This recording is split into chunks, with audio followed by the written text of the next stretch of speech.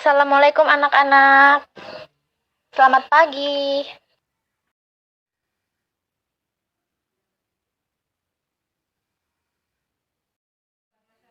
Oke, kalau gitu Ibu bakal ngenalin apa itu Aryah, Gasap, dan Nukata.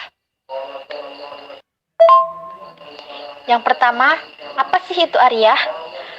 Aryah atau pinjaman berasal dari kata at-ta'ur, yaitu ganti-mengganti pemanfaatan sesuatu kepada orang lain. Nah, sedangkan menurut bahasa, Aryah itu adalah pinjaman. Nah, secara terminologis, Aryah berarti pembolehan pemanfaatan suatu barang oleh pemilik kepada orang lain dengan tetap menjaga keutuhan barang itu. Jadi Aryah itu semacam pinjam-meminjam gitu loh. Aryah menurut beberapa ulama, yaitu menurut Hanafiyah, Aryah adalah memilikan manfaat secara cuma-cuma. Nah, sedangkan menurut Malikiyah, memilikan manfaat dalam waktu tertentu dengan tanpa imbalan. Menurut Syafi'iyah, kebolehan mengambil manfaat suatu barang dengan halal serta tetap zatnya supaya dapat dikembalikan. Sedangkan menurut Hanabilah, kebolehan memanfaatkan suatu zat barang tanpa imbalan dan peminjaman atau yang lainnya. Jadi kesimpulannya itu, Aryah adalah memberikan manfaat suatu barang dari seseorang kepada orang lain secara cuma-cuma atau gratis. Bila digantikan dengan sesuatu atau ada imbalannya, hal itu tidak dapat disebut Aryah. Apa sih dasar hukum Aryah? Menurut Syahid Sabit, tolong-menolong atau Aryah adalah sunnah. Sedangkan menurut Al-Ruyani, sebagaimana dikutip Taqi al-Din, bahwa Aryah hukumnya wajib ketika awal Islam. Jadi pas awal Islam itu Aryah itu wajib hukumnya. Kalau sekarang sunnah. Syarat Aryah: 1. Mu'ir berakal sehat. Yang tidak berakal tidak dapat meminjamkan barang. Oh iya, mu'ir itu orang yang meminjamkan barang ya. Terus selanjutnya 2. Pemegang barang oleh peminjam. Aryah adalah transaksi dalam berbuat kebaikan yang dianggap sah memegang barang adalah peminjam. Seperti halnya dalam hibah. Terus ketiga, barang musta'ar dapat dimanfaatkan tanpa merusak zatnya. Jika musta'ar tidak dapat dimanfaatkan, akad tidak sah. Jadi kalau misalnya barangnya itu rusak, jadi itu bukan pinjam-meminjam ya, jadi harus diganti itu barangnya. Nah, Aryah itu ada berapa macam sih, Bu? Jadi Aryah itu ada 2 macam. Yang pertama, Aryah muqayyadah, yaitu bentuk pinjam-meminjam barang yang bersifat terikat dengan batasan tertentu. Misalnya nih, peminjaman barang yang dibatasi pada tempat dan jangka waktu tertentu. Dengan demikian, jika pemilik barang mensyaratkan pembatasan tersebut, berarti tidak ada pilihan lain bagi pihak peminjam kecuali mentaatinya. Terus yang kedua, Aryah mutlaqah. Aryah mutlaqah itu bentuk pinjam-meminjam barang yang bersifat tidak dibatasi. Melalui akad Aryah ini, peminjam diberi kebebasan untuk memanfaatkan barang pinjaman, meskipun tanpa ada pembatasan tertentu dari pemiliknya. Nah, itu materi Aryah ya. Nah, sebelum kita lanjut ke Gasap, apa ada pertanyaan? Baik, kalau nggak ada, berarti udah paham semua ya. Sekarang kita lanjut. Gosop. Menurut bahasa, gosop adalah mengambil sesuatu secara paksa dan terang-terangan. Sedangkan menurut istilah, gosop berarti menguasai harta hak orang lain dengan tanpa izin melampaui batas. Biasanya kalau anak pondok itu gosopnya ini ya, kalau nggak gayung, sendal temennya dipinjem tapi nggak dibalikin. Biasanya kayak gitu. Hukum melakukan gosop. Berdasarkan sejumlah ayat, hadis dan pendapat ulama, gosop itu hukumnya haram. Haram ya, ingat. Dalam kitab Kifayatu Al-Akhyar, pekerjaan gosop adalah salah satu dosa besar. Adapun firman Allah Subhanahu wa taala yang menjadi rujukan hukum gosop ini adalah surat Al-Baqarah ayat 188. Oke, nanti buka sendiri aja ya. Jadi, dapat ditarik kesimpulan bahwa gosop atau menggunakan barang milik orang lain tanpa izin, berdasarkan ayat tersebut hukumnya haram dan sangat dilarang oleh Allah. entah gosok pakaian, sandal, bantal, gayung, payung, dan barang-barang yang lain. Hukumnya sama-sama tidak boleh. Ingat, nggak boleh ya. Kalau mau minjem bilang. Yang terakhir, lukatah. Apa sih itu lukatah? Apa sih Bu? Aku nggak tahu. Oke, Ibu jelasin.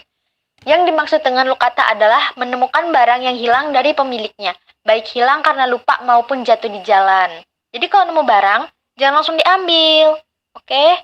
Kasihan yang punya, nyariin. Terus Bu, kalau kita nggak boleh ngambil langsung barang itu, kita harus ngapain? Oke, jadi Ibu jelasin apa aja yang harus diketahui oleh seseorang yang menemukan barang tersebut. Satu, mengetahui tempatnya. Jadi misalnya barang itu jatuh. Jatuh di mana nih? Jatuh di jalan atau di kelas atau di supermarket. Kita harus tahu. Terus kedua, mengetahui bungkusnya. Misalnya yang jatuh itu berupa jajanan snack gitu ya.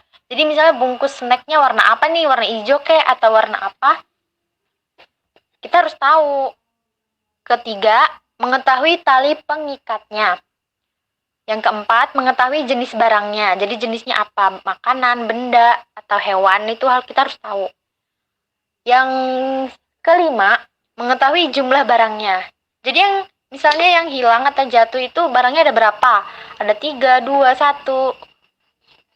Terus selanjutnya, mengetahui berat timbangannya dan lain sebagainya. Jadi maksudnya di sini tuh kayak beratnya berapa kilo kali ya? Ya mungkin kayak gitu. Ibu juga agak kurang paham. Ada nggak sih Bu hukum lukatah? Ada dong. Jadi hukum lukatah itu sunnah bagi orang yang percaya kepada dirinya sanggup mengerjakan segala hal yang berkaitan dengan pemeliharaan barang tersebut. Terus wajib jika dikhawatirkan barang tersebut akan hilang dan sia-sia. Jadi kayak barang yang kayak makanan, bukan barang ya. Makanan itu kan kalau misalnya jatuh tapi masih bisa dimakan, itu kan sayang tuh kalau nggak ketemu pemiliknya, dikhawatirkan basi atau gimana. Jadi itu nggak apa-apa, kita ambil, kita makan. Tapi kalau barang yang bisa awet itu hukumnya sunnah. Jadi kita harus simpen sampai ketemu siapa yang punya barang itu. Terus selanjutnya makruh, apabila orang yang menemukan barang tidak percaya pada dirinya. Jadi makruh kayak misalnya dia nggak bisa jaga barang ini. Jadi gimana caranya kita harus balikin barang itu. Terus rukun lukata itu cuma 2. Jadi pertama orang yang mengambil barang, kedua barang yang ditemukan. Udah itu aja. Jenis-jenis barang lukata. 1. Barang yang dapat tahan lama. 2. Barang yang tidak tetap utuh atau tidak tahan lama jika disimpan seperti makanan. Mengenai barang ini, bagi yang mengambilnya boleh memilih satu di antara 2 pilihan. Yang pertama, siap memakan barang tersebut dan bersedia menggantinya atau membayar harganya. Dan yang kedua, menjual barang tersebut dan menyimpan uangnya. Selanjutnya, barang yang diawetkan, contohnya kurma yang hampir matang, maka yang menemukan dapat melakukan sesuatu yang dianggap bisa bermanfaat seperti menjual dan menyimpan uangnya atau mengeringkan lalu disimpan. Dan terakhir, yang memerlukan perawatan, seperti hewan. Pengumuman lukatah dan masanya. 1. Apabila harta itu dalam kadar yang sangat banyak, maka masa pengumumannya hingga setahun dan diserahkan kembali kepada pemiliknya yang telah ditemui. Jika pemiliknya tidak ditemui, ia wajib memanfaatkannya dan menjamin nilai harta tersebut. Kedua, apabila harta itu dalam jumlah yang sedikit, maka cukup membuat pengumuman selama 3 hari. Jika pemiliknya tidak datang menuntut, harta tersebut harus dimanfaatkan si penemu. Jadi yang dimaksud tali pengikatnya itu tali yang mengikat suatu barang itu. Jadi misalnya barang itu ada tali pengikatnya, talinya itu apa? Kayak tali tambang atau tali rafia. Nah, kayak gitu ya.